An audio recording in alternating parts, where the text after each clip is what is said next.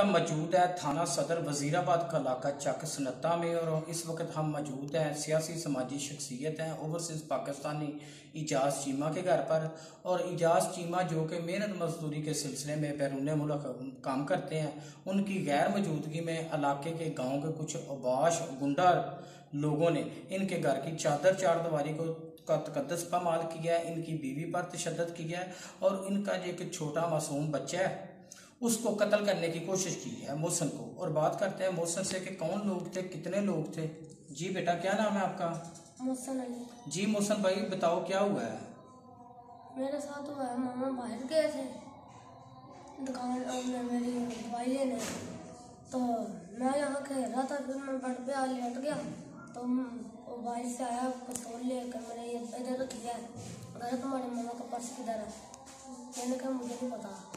तो मामा आ गया, तो मामा ने कहा क्या मसला है, तो मामा का रंग तो उड़ गए थे ना, लाल हो गया था मुँह। एक तो आपकी मामा को वो गाली गलौज करते रहे हैं, तशद्दुद करते रहे हैं, और आपसे पूछ रहे थे कि आपकी मामा ने पैसे किधर रखे हैं। जी।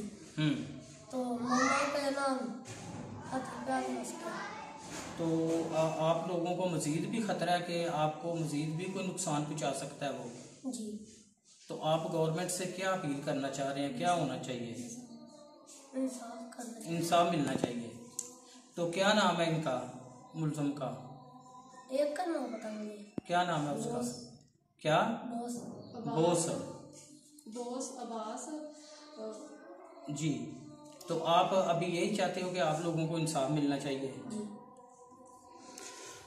जी नाजरीन, आप बातें सुन रहे थे इस मासूम बच्चे की। उनका यही कहना है कि इसने मेरी वालदा को भी तशद्दुद का निशाना बनाया, गाली गलौज की है, और इसने मुझे भी काफ़ी तशद्दुद का निशाना बनाया, और मुझ पर भी इसने जो असला वो ताना है। मेरी RPO गुजरांवाला वज़ीर आला पंजाब और चीफ जस्टिस पाकिस्तान से यही अपील है कि हमारे साथ इंसाफ होना चाहिए, क्योंकि हमारे जो वालिद हैं वो बाहर मेहनत मजदूरी करते हैं और हम माँ बेटा इधर अकेले रहते हैं।